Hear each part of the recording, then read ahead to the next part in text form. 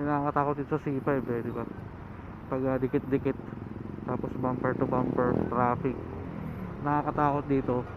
Kung mayroong butas dito sa dadaanan mo, halimbawa dito sa gitna, nakaka-outbalance yun. Tapos may kasabay kang mga ganito, mixer, trailer truck, tapos hindi mo napansin yung lubak dito sa C5 kasi sa C5 talagang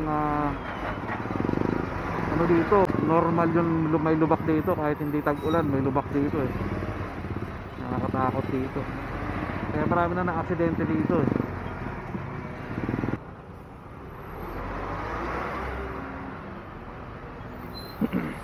Dito pa naman sa part na to, may pangit yung daan dito. Ano din, lumba-lumba, hindi na pantay-pantay. Sabihin ng iba, no, ba't kasi nandyan ka? Ba't hindi ka doon sa kanan? Eh kasi papunta ako ng BGC, hindi naman ako paano kakanan dyan sa Mandaluyong ba yan? Sa Mandaluyong pa Ortigas, sa BGC ako. So dito na ako pupwesto kasi baka maalangan ako doon, maalangan pa ako doon sa kabila, hindi ako makapasok, makaakyat ng ano, flyover. Salo yan, oh, dikit-dikit. Minsan kasi pag doon ako sa kanan, hindi ko na mamalayan na malapit na pala ako sa flyover.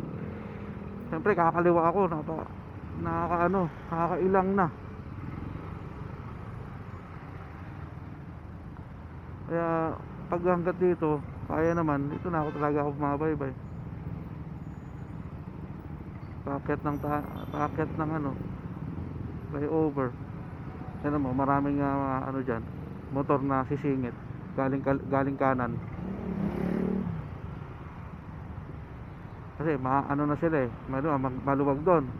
Tapos sisingit na sila papunta rito sa kaliwa kasi aakyat sila ng ano, alanganin.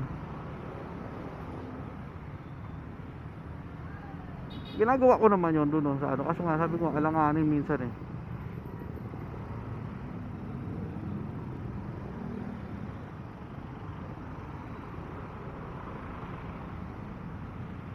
Diba? So andun sila sa kanan. Ngayon malapit na sila sa flyover. So magkakaliwa na yan. Ano mo? Kaya dyan madalas din yung sa mga ganyan, di ba? Yung mga packet ng flyover. Tapos papasok sila kung kailan malapit na sa may flyover. Diba doon nag-aagawan ng pwesto. Kaya nag-cause ng sagian, banggaan. Diba? Ano yun? Bumpapan. Nung nababump mo yung ano mo, likod, kasi nga alanganin, naaalangan yung iba. Ayun, salo may ganyan, no? May barrier.